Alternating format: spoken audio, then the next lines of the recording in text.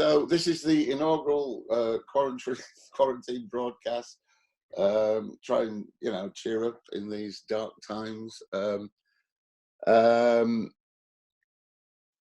thought I'd start. You know, you all know who we are probably. I'm Rob Grant, and I thought we'd all start with our hot tip for quarantine survival. And this is something I tell all fledgling writers when they ask me, you know, for the favorite tip. There was an author who was going around Hollywood asking all the top screenwriters what their top single tip was for a would-be writer. And this guy thought about it for a while and then said, whatever you do, get dressed every day. And I think that's great. It's been great advice for me. I've mostly kept up with that. But it's a sort of an occupational hazard. The truth is, I've pretty much been self-isolating for the last 25 years. This is something to do with your personality, Rob, let's be honest.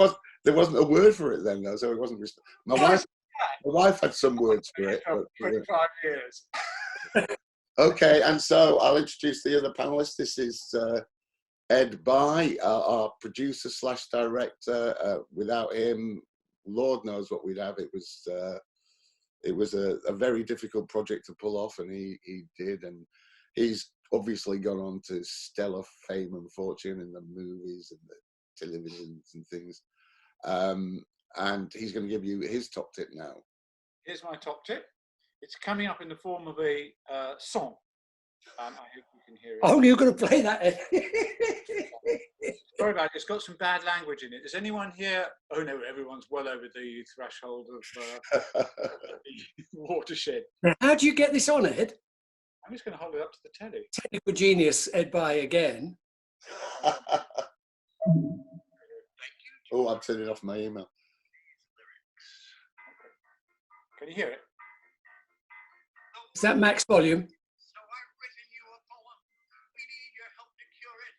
So stay the fuck at home. And if you have got 12 kids or you're living on your own, lock it down and isolate and stay the fuck at home.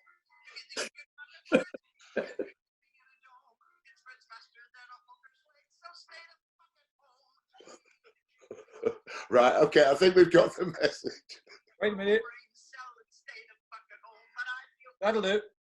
Stay the home, boys. Okay.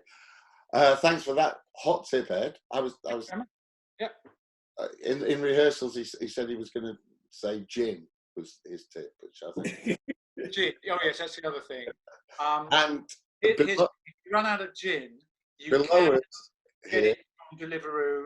I yeah. got it in 11 minutes. 7 minutes. 11 For a bottle of I phoned Deliveroo. I said, I need some gin, and I typed it in, and it came in 11 minutes. That's not bad. Below me here is a legend of television and comedies. Honestly, the godfather of what we used to call alternative comedy, but we now just call comedy. As Pauline Melville said at the time, it's an alternative to having a bloody good time somewhere else. Yeah, well, who's laughing now? Pauline, she's very successful now. And he's launched so many careers, stellar careers, like Sir Lenny Henry and Rick and A. Just if you haven't and Grant Naylor, one of my biggest. If you haven't been produced by Paul Jackson, you're just not funny. That's a fact. That's just a fact. So, Paul, give us. Well, following on from Ed's, I think all you need for self-isolation is some booze. This happens to be a bottle that you gave me a couple of months ago, Rob. Some chocolate, obviously, is very important. And what better to pass the time? The massive 8-episode, every pixel ever recorded, Blu-ray box set. Get your head around that, guys. And maybe, we haven't asked them yet, but maybe the fan club will do a special super duper quiz if we give you... I've got a special guest. Hi. Hey, Roo! Oops. How are She you, was in girl? episode I was in something. an episode, okay? He was in time slides. Time Have you slides. just got out of bed? I'm not being rude, but have you literally just got out of bed, or...? I'm putting on full fucking makeup. Are you doing your own makeup now, girl? Really good. What are you talking about? I'm a boil now growing out of Ed's shoulder. How to get ahead. You know, boy, is up for a long time, Rue. I know, I'd like to see you. We'll see you very soon after, yeah? Well, there's a guest for a future episode. That's a good start. First, Thank you yeah. very much. Just one point Mental here. health and yeah? I've got an attender who can't log in, Emma Tyso. I don't know. Was she Joe on the invite list? Oh no, there she is. She's in. Oh, I'm in. She's in. Okay. Yes, that's nice, Bruce. 3 absolute heroes in Blaze. That was your character. No, Thanks again. I wouldn't remember. Okay, so I guess we can. I just wanted to talk very briefly at the top here about Future Echoes and how it came about and what it meant to us. Really, it was a really important episode, perhaps the most important for me as a writer, because when we first brought Red Dwarf to the BBC, we were advised by a Paul Jackson that no, the BBC were terrified of science fiction. True, they still are. Space comedy, it'll never work. Yeah, it'll never work. And so we played it down. I remember in the opening pilot script, we started off for the opening scenes in a corridor, and we said could be the corridor in a TV studio, because we thought that the BBC people would know what that looked like. So and we just wanted to make it sound. And the first 3 eps after the pilot we wrote were really what I call wallpaper science fiction. That is sort of Aunt Sally stuff that we'd set up ourselves, stuff about holograms and the cat backstory and the 2 guys together.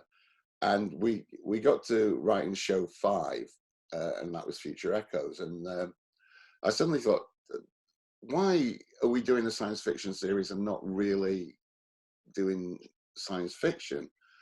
And so this was really pushing the boat out for us. I've never seen anything like this in terms of comedy, a temporal farce kind of thing. So that's where it came from. And it was such a success that we put it out as the 2nd show. It was it worked so well, and that set the scene for the rest of the series.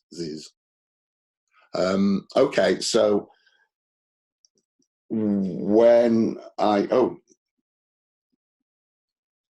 somebody else can't get in. Well, You've got to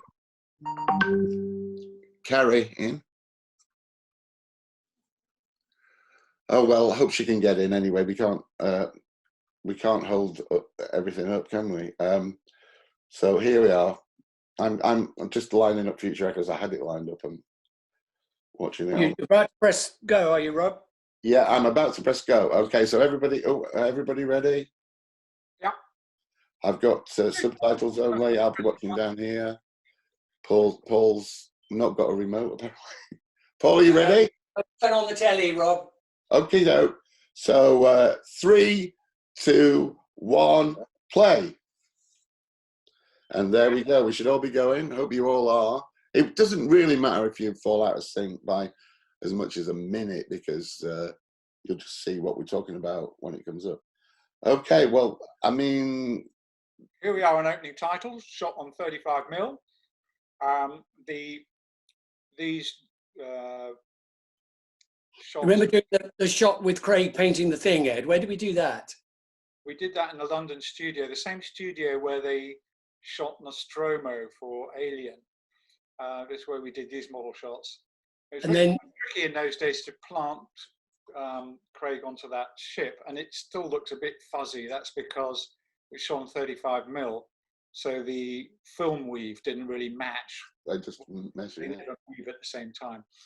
These days, so you laid 2 35mm pictures over each other was the only way to do it. it was tricky in those days. But anyway, oh look, lovely titles. Now, so Ed, tell us about Norman and his in out of vision story. So Norman first started off just being out of vision for Red Dwarf. I can't remember how many episodes we recorded without him. And Rob, I think this is the first one we recorded. I think this was the first one we actually shot him in vision. Yeah.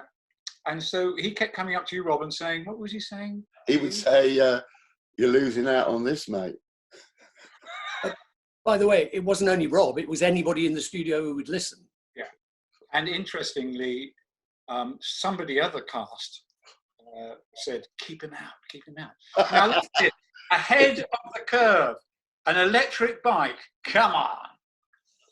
Yeah, now that was a big mistake. I don't think that occurs in any other episodes, because, of course, Craig just went mental on the set with it. Yeah, but Ruined everybody up. how ahead of the curve you were with an electric bike. Yeah, true. Talking, this is Tony, of course, behind Tony the- Hawks, yeah, Hawks, yeah.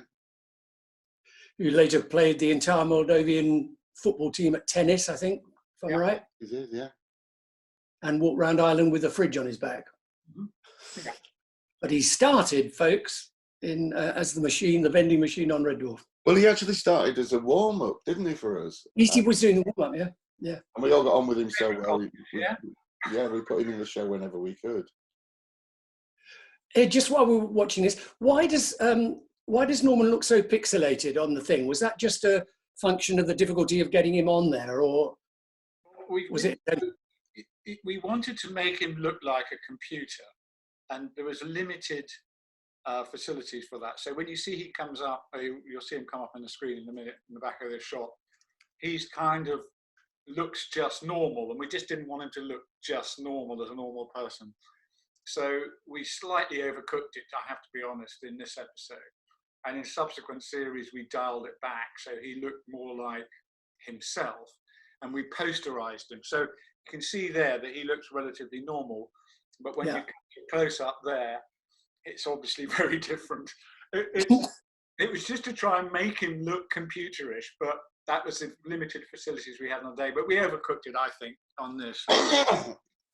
And certainly we should have kept the background the same color as in the monitor, which we couldn't change the color in the monitor, so we maybe should have kept this black.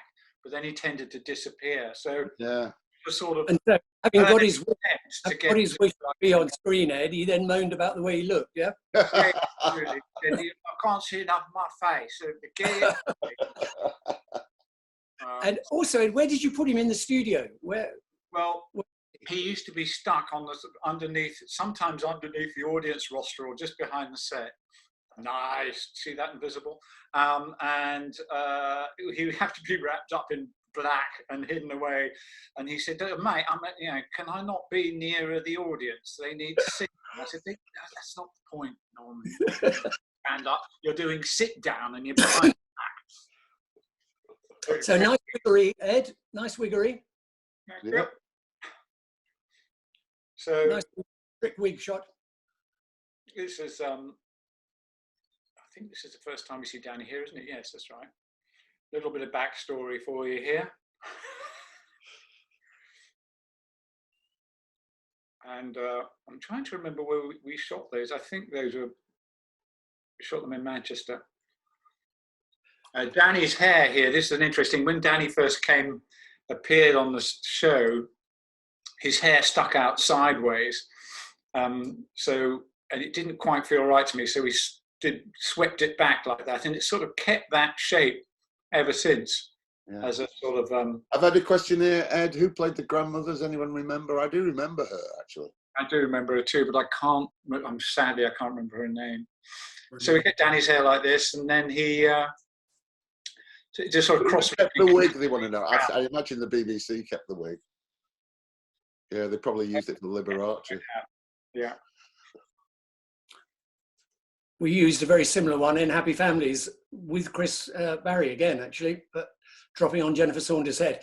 Now, here's Craig showing his technical expertise, yeah? Yeah, absolutely. So this is, obviously, it's a robot fish. We don't do any cruelty to fish in Vision.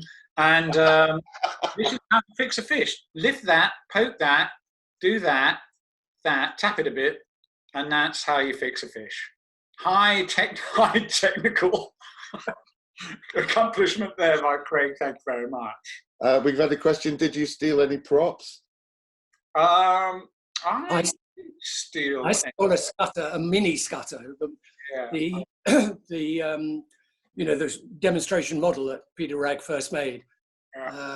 I took that, and unfortunately it got lost in a house move about 5 years ago, to my fury.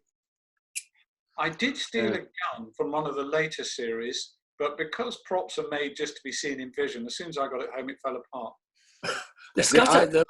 I've actually got a Star Trek second generation phaser that was given to me by the crew of the show when we were doing the American version, and it's made of wood. It's made of wood. Yeah, I didn't expect it to work. There you go. There's a classic salute. Now, yeah, we're going to do a salute at the end, guys. Yeah. No, I think I'm not sure whether sort of Chris was just doing a kind of salute like he thought Rimmer would, or whether we'd already discussed the full. Oh, no, we did it. We did in the rehearsal rooms in North Acton, where we rehearse this each week. We did discuss about how the salute would work, and also later on how many times he revolved his hand before he saluted himself. I mean, we did work on it. Toaster there. Name that man who's behind the toaster. Your starter for 3. John Lenihan. Ding, correct. It's John Lenihan, the magician, and again, he was a warm-up guy for us. And we had a question before, and yes, Eddie Izzard did do a warm-up for us once. I'd seen him in Islington, and just thought, wow, this guy is something else. Toaster. Yes, we love the toaster. And so we brought him in to do a warm-up, and he was awful. Because that's not what Eddie does. Not what he does. Not what he does. Needs centre stage. He can't just stop in the middle of the story. And everybody was looking at me thinking, "Oh God, Rob can't have talent, can he?" Warm-up's important. I mean, if you have a bad warm-up, it can kill the studio. Yeah. Yeah, it's very important. This is a cracking scene between the two of them, because this really, for me, solidifies how these two relate to each other. Complete and Total Tit Line is one of the all-time best. Peaceful and selfish, and the other one is completely selfish. Anybody seen John Lenihan's banana trick? Apparently, something else. On the show.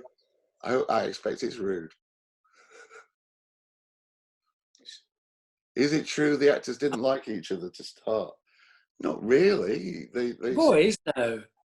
They couldn't have been more different. Craig and Danny would be coming in from the Hacienda to the hotel in Manchester, going up the stairs as Chris was coming down to go for his jog in the morning before the show started. They couldn't have, had a more different approach to life, but I think they both totally understood how important the other was to them.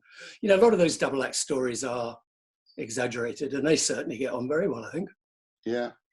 No, they do. They still see each other and everything, obviously. Yeah. Well, they've just spent a few weeks together in the studio in Shepperton, so. So here's a set. This is this set was interesting because we were trying to copy just about every science fiction film we liked, and as a result, it was a bit of a mishmash. My feeling about this is all this paneling is a little bit too light. It should have been a bit more grungy, but it still works as a good backdrop against the shots, bearing in mind it's all shot on 1 inch, so you don't get much colour. Anybody know what the typing is going on in the screen behind Lister? What was that? It came from, at the time there was a machine called, I'm trying to remember whether it was either a teletext or it was a Teleprompter. I think it might have been, it was a BBC text. CFAX. Something like that, and we just fed it, the same system, we fed it into the monitors. CFAX, what we used to do. Yeah. Really directed these, not me, and he did such a brilliant job. Look at this. I mean, even after all these years, I think this still looks pretty stunning. Now, these are replaced shots, aren't they? These aren't the original. Yeah. So, Rob, I want to ask you a question about the sequence coming up here. Is this based on some kind of personal experience? Well, we were, I think this is a great gag, I really do. It's the way he does it after he realises. Fantastic double take. This is just classic. Great gag, because the audience laugh like crazy. The truth is, if you were a fly on the wall in Craig's bedroom, you wouldn't be shocked to see that happen. You really would. I mean, he really was typecast as a slob. Yeah. There was one Well, time we were having breakfast at the BBC canteen, which was, and Danny had a fry up, and Craig came down late after they'd closed the thing, and he took one of Danny's sausages and he said, just with his hand, he said, "Listen, guys," and then he squirted some ketchup onto the table, or back the table. He said, "Listen, guys, I'm worried about being typecast." Tipped it in and bit into it. I said, "Scrub." Now we've gone past light speed, and actually in the script, I remember we said there's a light shift, so it's red shift at the back and blue shift at the front, which was a result of my extensive, and it's true, readings about quantum physics. I actually did the work so you don't have to, and it mattered to me then. I don't know what. So this sequence here coming up after Holly's sort of yabbering on, was quite complicated because we had to run bits of VT into the mirror, which was wiped in at a different time, but the actors, of course, couldn't see that. So we had to describe to them what they were seeing in the mirror and how to react to it. So there, you see the two actions are different. That's nice. That was nicely subtle. See that, obviously Craig couldn't see what he was looking in the mirror, so we had to talk him through it. So telling him to turn around suddenly and say Rimmer's behind you, we put Rimmer just in the monitor there by managing to get it on an angled wipe. I think, when we get to the scene in the control room where they're doing the same scene twice, if you see what I mean. Yeah. These guys had only been working together for this is the 5th episode that we shot. And I think that, the skill of that's something that long practiced double acts do. When I think they really, and particularly in this double scene, which I know is choreographed, and we talked about that. I think the chemistry between them is really starting to show. I think it's amazing. None of them had done serious acting before. Chris was a stand-up impressionist in the clubs. Craig was an agitprop poet. They were doing these first big acting roles, and suddenly they're asked to do not just acting, but major, difficult technical stuff. And I think it's a real tribute to how brilliant they both are that they got that right. And without too much trouble, Ed, you didn't have to do massive retakes, did you? No, they were very good. They all learnt their lines. They were all bang on it. And so any retakes were really just performance tweaks or technical problems. Yeah. And that's what you're talking about, which is coming up soon, where they have to talk to each other sort of out of sync. Was when we were rehearsing it, when we first started rehearsing it, we went, we're never going to get this. And then I realized I had to pretend to be one of them when they're not them. I hope that makes sense. And so they could then start to understand where the invisible person was. And once we blocked it and got it right, they were great. They just got their eye lines right now. There we go. Here it is. Eye line that's here it is. The eye lines are extraordinary because you think they're doing that without seeing the other figure. It really is a very special piece of acting, this. And Chris was so good. He just did the same thing twice perfectly. Yeah, absolutely. He was always a joy to edit, Chris, because he always does. You see, I'd be running in front of Chris and going down the door. And then but I do think it's Craig's reactions here that sell this and make it comedic. I mean, that's a very ambitious thing to do, both writing, directing, and acting in the first episodes of a series. Yeah. I mean, it sounds, nowadays you could do it on your own computer, but then it hadn't been done. And Ed was, wasn't that experienced a director, were you? And it was very tricky, and he pulled it off brilliantly. I mean, this was recorded onto magnetic tape. This was all done. It wasn't digital where you could play around with the picture anyhow you want. See, now that's a wipe. And that was, in those days, that was quite hard. So I had to say to Craig, stay just to the right-hand side of that cabinet by the wall, because Chris is coming in the other side of the shot. Now they're both in the same shot. So it's when you put the wipes in to make it look realistic. And that worked really well, I thought, where Chris just suddenly appeared on the other side of the door. Oops, needs a little bit tight, wider that shot, otherwise it's fine.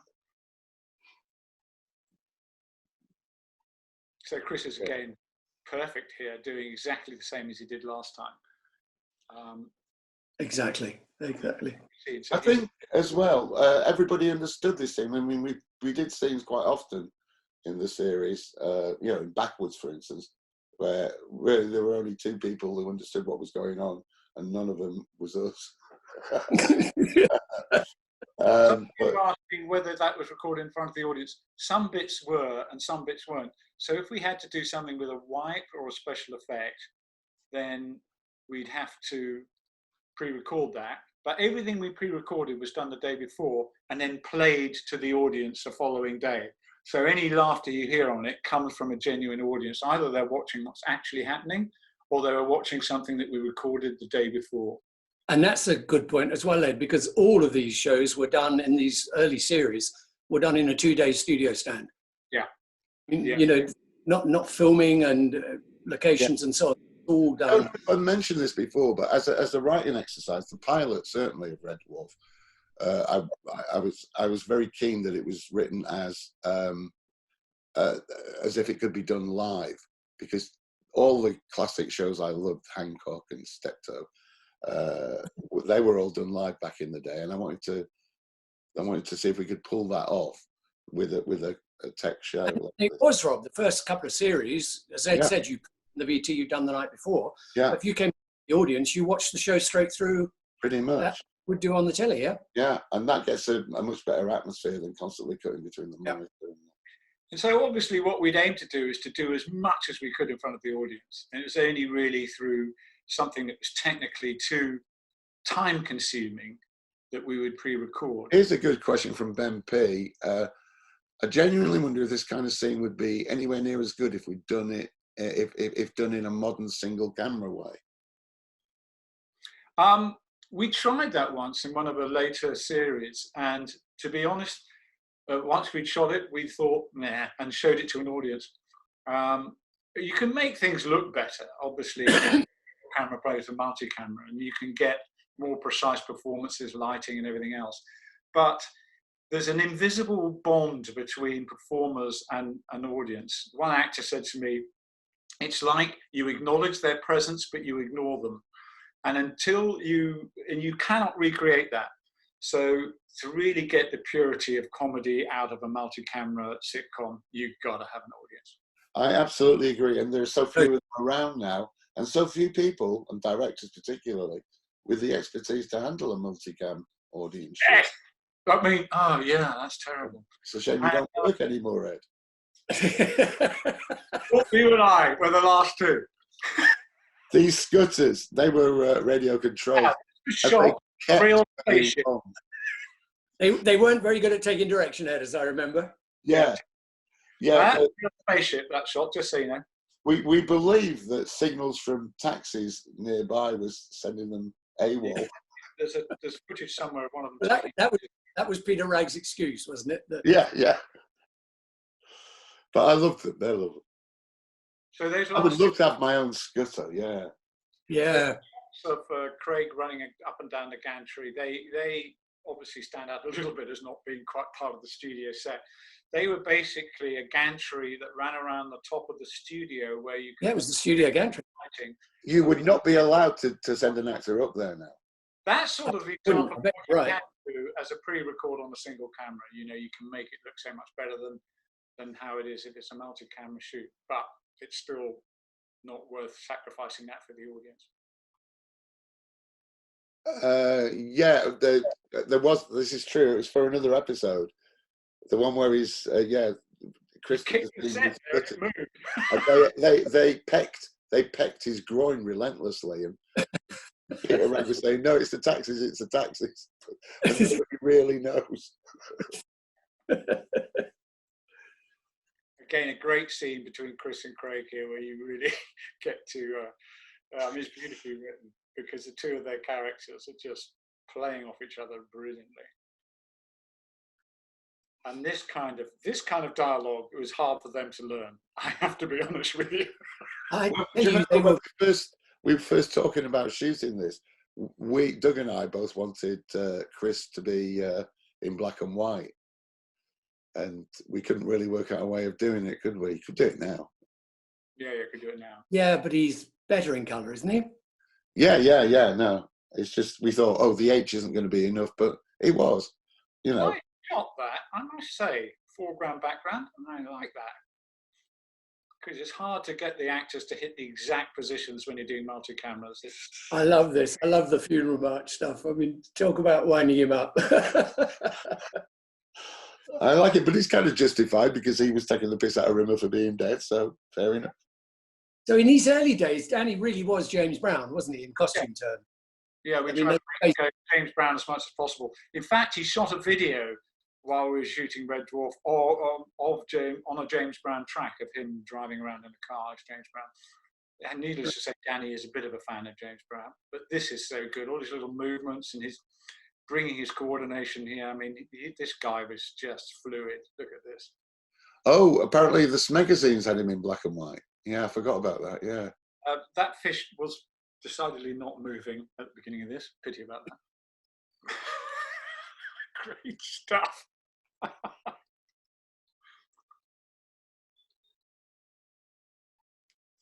You can't play with the future, guys. You can't alter the future. Yeah, somebody's asked if we hadn't replaced Body Snatcher with Me Squared, where would we have put Future Echoes? I think we'd have put Future Echoes second and put Confidence and Paranoia as 6. Yeah, probably. Yeah. Yeah. You changed it after they were all recorded, didn't you? We changed it with the transmission order because we thought it was a very strong episode. Yeah. Yeah, we never got round to filming Body Snatchers. I think we might have rehearsed it, but I'm not sure. Well, we don't forget we rehearsed a whole series before we ever shot it because of the strike. But I'm not sure we finished the script for that. I'm not sure we got round to doing that. I don't think we did. And the thing was, I remember thinking when we shot this particular episode, as we were walking out of the studio at the end of it, I thought, yeah, this really is a strong episode. Like, you sometimes walk out going, yes, that's good. And I felt that so much after this episode that I'm so pleased it went out number 2. I think this is where the series puts a flag in. I mean, it took 6 weeks. I mean, this is an amazing thing. We had 6 weeks weekly turnaround. We go in the studio, stay on a Saturday, Friday, Saturday, Sunday off, rehearse Monday, Tuesday, Thursday, and go up to Manchester and shoot on 2 days in the studio. So the series took... In season 1, we also got a free week, a pickup week. It would be because of the problem with the strike. Yeah. Which was infinitely helpful because we practically reshot the whole of the pilot, didn't we? That's right. That's right. We got I went and argued for an extra week because we'd had so much trouble with the strike, although it was actually a year after the strike, but that said, it caused a lot of problems. And they gave us a pickup week just in the studio, and it wasn't Ed, just picking up shots. Yeah, we did we shot a lot of the pilot again. I'm going to rip his nipples off. That doesn't sound like a line we'd write. I think Craig might have altered something. Great music on this. I don't know if anyone's listening on headphones, but I thought this really racks up the tension with the timpani drum. Yeah, Howard Goodall, what a genius. Well, the theme tune, we just watched it, didn't we? And the theme tune is so perfect, isn't it? And just triggers in your mind. It's one of those, you just got it absolutely perfectly just from reading it. That and the model shot gives it a gravitas it really doesn't do it. Well, I'm not after Blake 7 this way. I remember you guys always saying to me, it can't have Blake 7. We can't be like Blake 7. That was the kind of thing that we were desperate to avoid. And I think we did avoid it, to be fair. I mean, this is low technology and a long time ago. It doesn't look like Blake 7, does it? Camera traps. Howard released some Red Dwarf albums recently. Did not know that. So this spectacular. I recommend them. I'll give you goosebumps. You're right. That was shot through the set. So we take bits of set out, put cameras behind it occasionally to get those kind of shots. Did the same thing with the mirror. When Attack. In the mirror, you just yank the mirror out, put a camera in there instead. Nice move, Craig. This is such a complex, clever story, Rob. I mean, I've spoken at length before about how clever I thought the first episode was, the end. But this is a really complex, right? So this is piece of writing.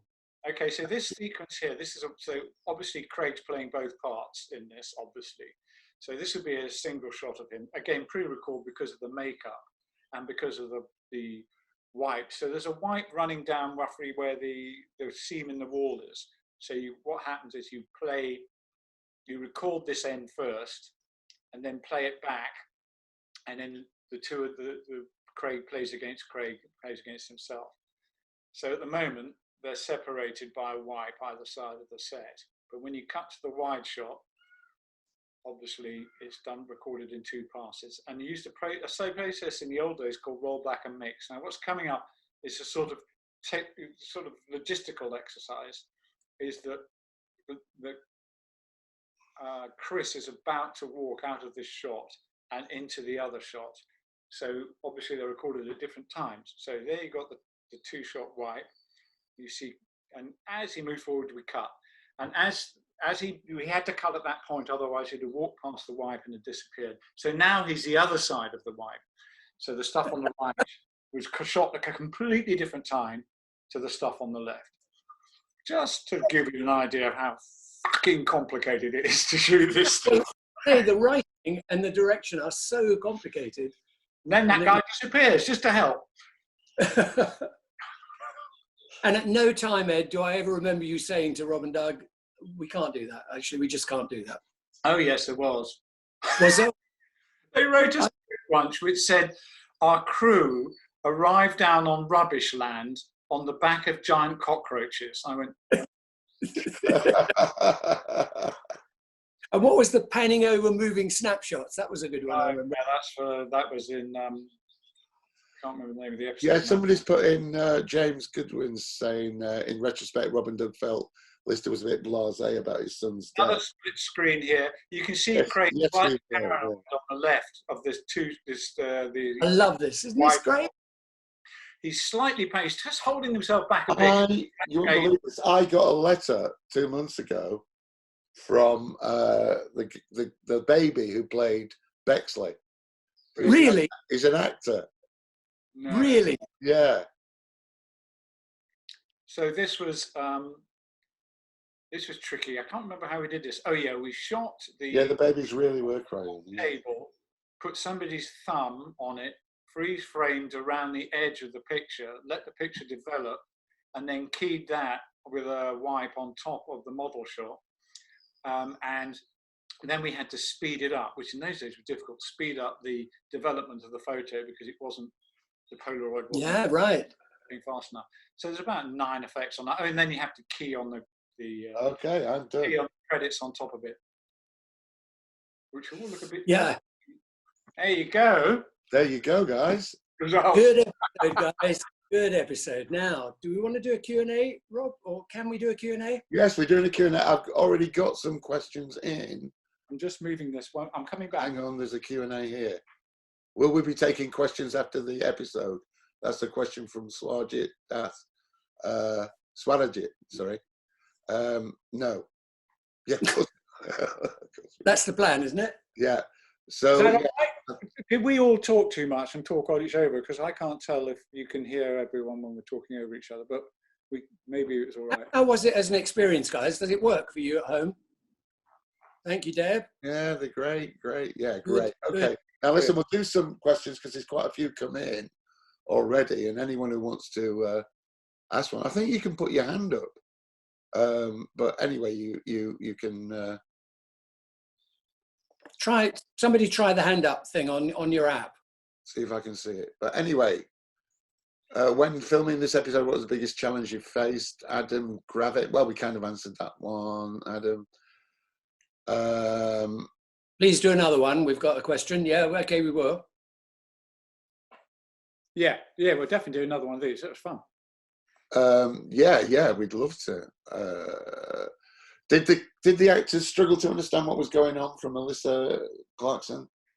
Yes, there was a moment. Yes, for a change, they did. The interesting thing about the cast is, I'm not going to name names, but 75% of them can't say the word phenomenon.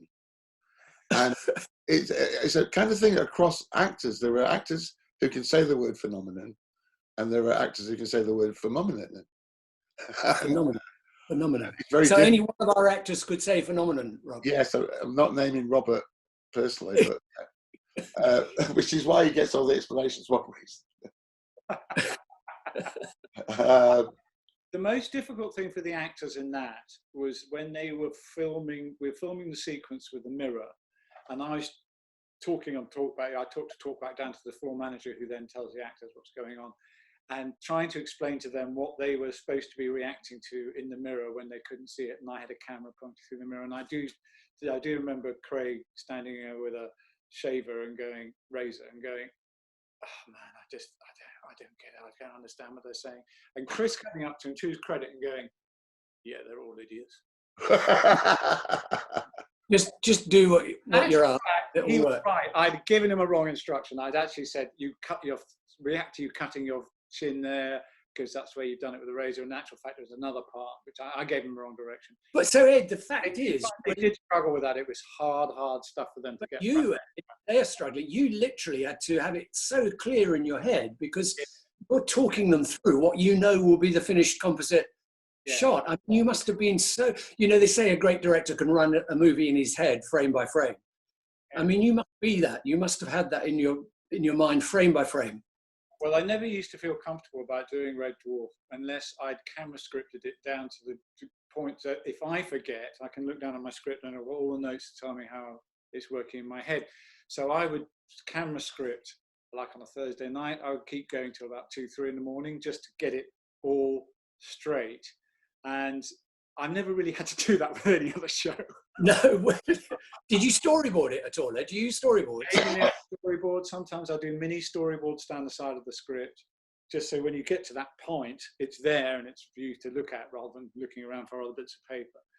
I've got to say, look at it now, and I think the sort of blind, incredulity with which we just all dived into it. I mean, really. Absolutely. We shouldn't have been able to achieve these things, to be honest. I've got a question. This is a personal one for me, from Jan Kolinsky, a Czech friend, who's asking, am I planning on visiting the Czech Republic? And the ironic thing is, the day before we got locked down, I was having a lunch with the Czech publisher. August published the books over there, and Gabriela, fantastic editor.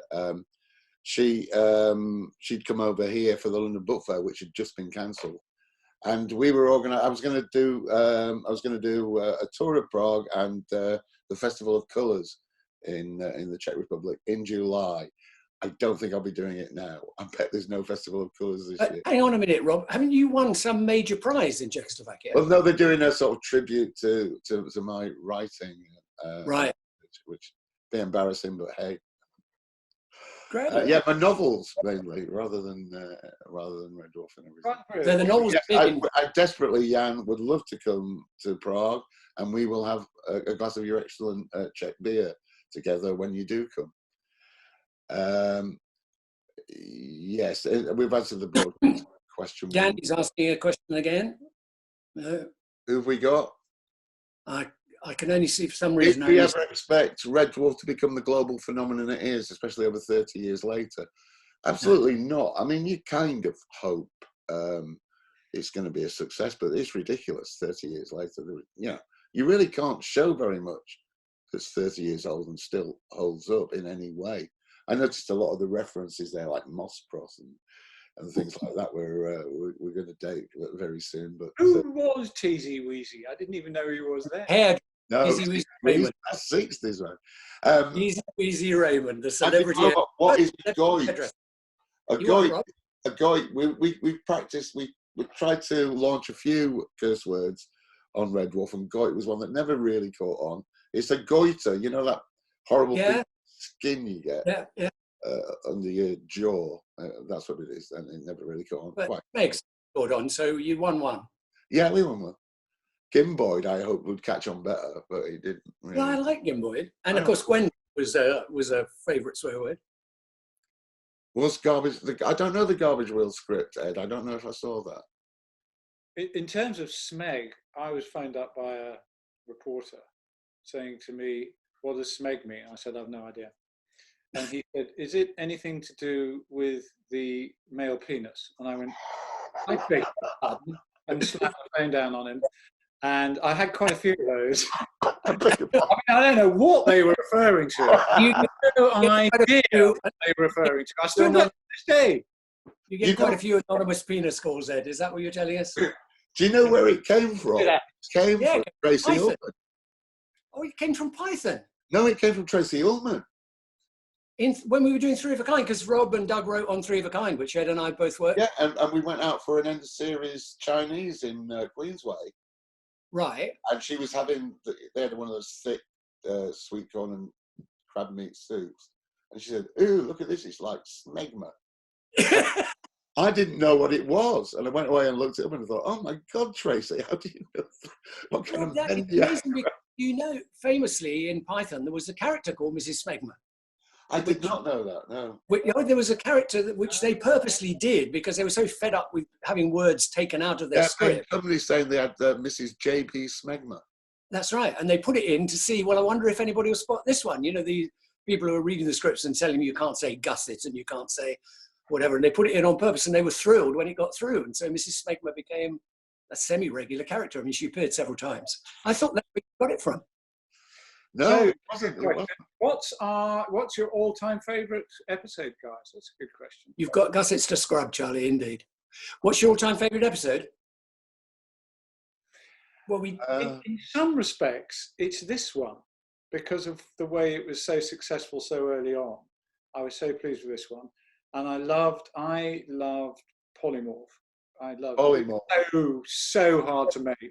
And Backwards. No, listen, I like all of them. Fine. Yeah, no, Backwards. I think it's going to be Backwards, isn't it?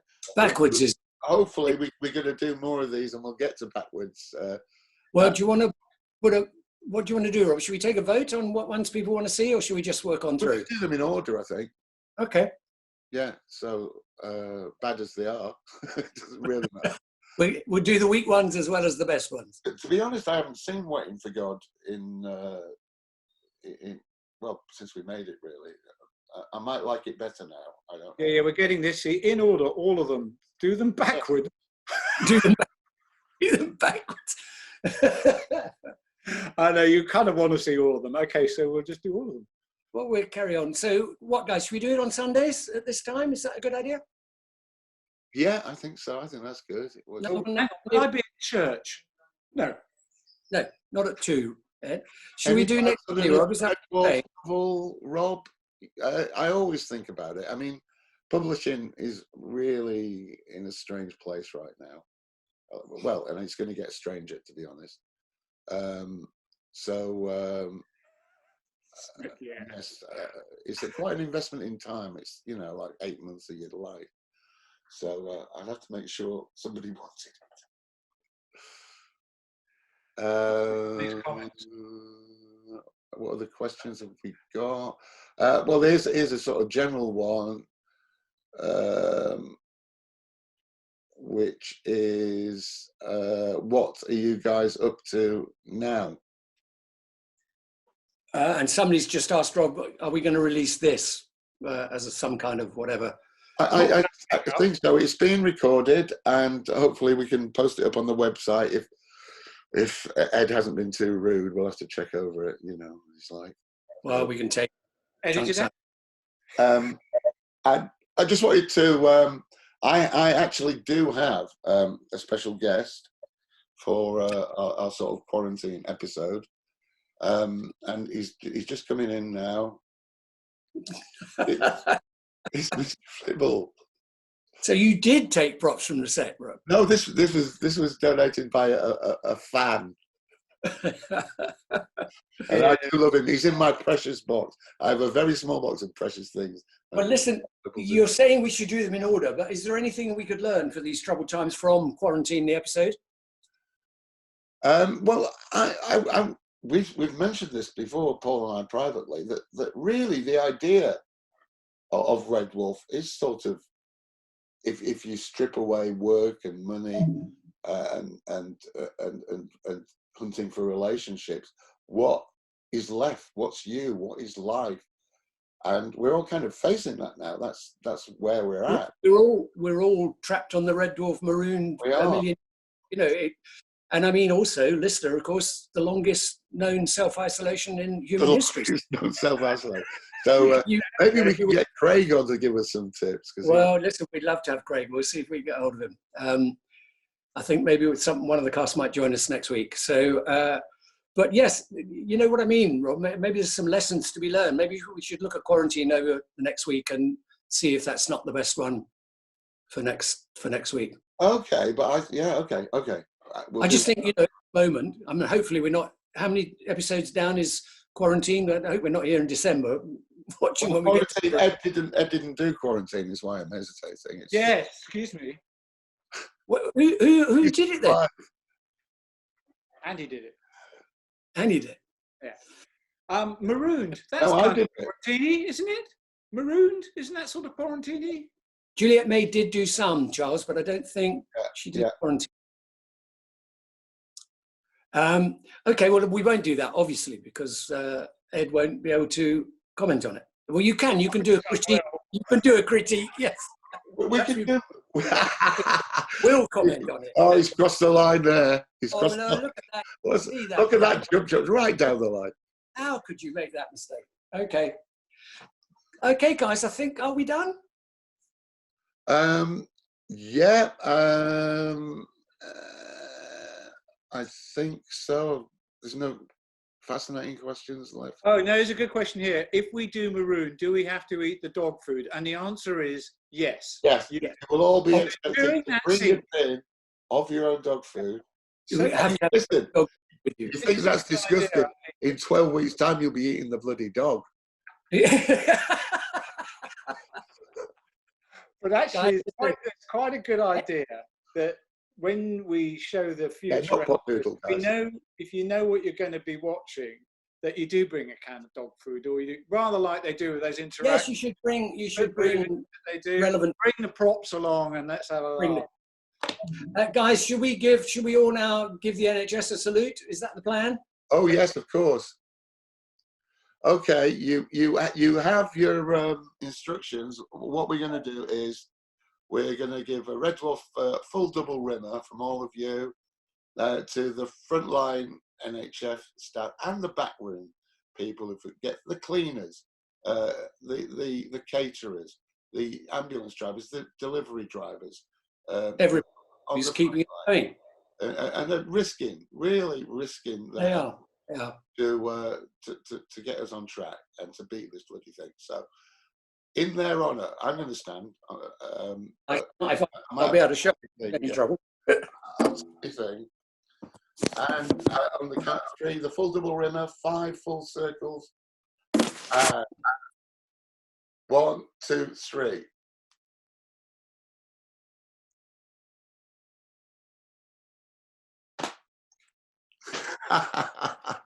See you next week, guys. Thanks for coming in. See you next week, guys. Thanks for joining in. Okay. See ya. Bye. Bye all. Take it easy. Look at that. Everyone's typing my name. Ed, bye all. Ed. See what they did there? Do you see what they did? Ed, bye. Oh, Paul's gone. Okay, guys. See you next time. See you next time. Take care. Bye.